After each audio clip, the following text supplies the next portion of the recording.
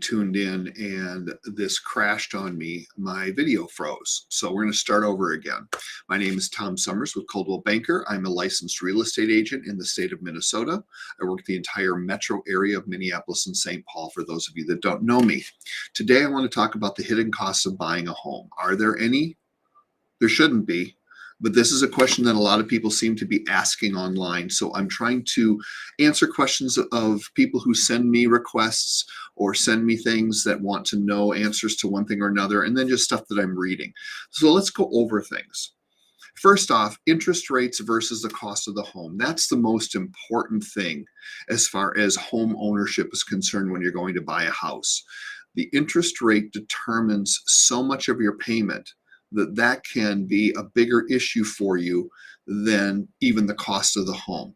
I've done a bunch of videos on what's going on in the current market, talking about interest rates and things like that. So if you want more information about that stuff, just go to my YouTube channel or my business Facebook page, and all that information is there for you. But today I want to talk about the hidden costs.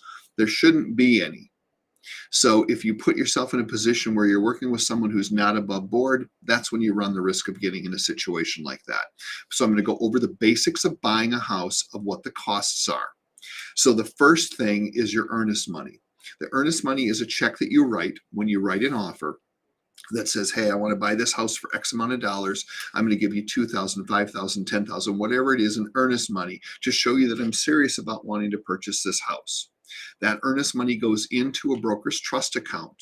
And the day that you close, when you bring your down payment, it's minus whatever you've already given in earnest money. So it's not a gift to the seller. It's not money that you lose. It's a credit to you at closing. As far as the value is concerned, it depends, because the more expensive the home, the larger the earnest money should be. Usually it's 1% of whatever your purchase price is. The next thing is the down payment. So you're going to have to put down a certain amount of money. Now, if you're a vet, you can get zero down program. If you are a green acre buyer, meaning you're buying outside of the metro area in more of a rural standing, there's lots of loans that will literally give you zero down. So you can take advantage of these plans through your loan officer and your bank. After you do your down payment, there's closing costs. Closing costs is part of your down payment to a certain degree. You can ask the seller to pay some of your closing costs so you don't have to bring extra cash to closing, and you can roll those closing costs into your mortgage. So it's almost like a deferred payment plan for that amount of money. Again, if you want to know about what exactly closing costs are, I've got video for that as well. Just go to my page and it'll explain all of that. The next thing would be inspection. The inspection is going to cost you, well, I should mention too, closing costs are anywhere from 2.5% to 3% of whatever the sale price of the home is. An inspection is going to run you about $500. I highly recommend that you have an inspection on your home. It's the cheapest insurance you can buy to make sure that what you're purchasing is actually what you think you're purchasing, and they don't uncover something that even the seller doesn't know about. It's a good way to ensure that you're buying a good home. The last one would be the appraisal. Now, the appraisals are running about $550, give or take. Sometimes the lender will ask you to write a check for that. Other times it can be rolled into your closing costs. So really, your only output of money for sure, aside from your down payment and your closing costs, would be your inspection fee. That's the one thing that is not covered. And then lastly, beyond the appraisal, because sometimes a bank will have you pay for it up front, sometimes you roll it into your closing costs, is if you're buying a single family home, meaning something that does not have an association, you're going to need to buy 1 year worth of home insurance.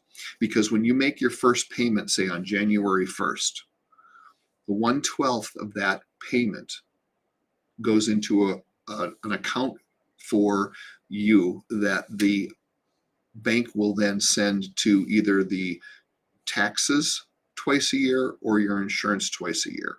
So that's why you need a full year's worth of home insurance, because your first payment's going to the next year home insurance. I hope this isn't too confusing, because I know I'm talking fast, but I want to keep this short. So There are no hidden costs. There should not be any hidden costs. Everything should be completely above board and completely disclosed. If you have specific questions about any one of these, please reach out to me. I'll be more than happy to answer you privately, or I can also make a video as well. Just remember, the home buying process should be honest and above board. It should be fun. It shouldn't be scary. And the more knowledge you have, the more power you have. So learning about these things before you buy will help you from being confused later on or feeling like you're getting tripped up halfway through the process. So when I sit down with one of my clients, we go through this in great detail. We talk about all of these things and the process of buying a home to make you comfortable so that you know what's coming next. If you know what's coming next, it's easy to be able to keep moving forward. Hope this helps. Hope you have a wonderful, wonderful day. Thanks for tuning in, and I look forward to hearing from you.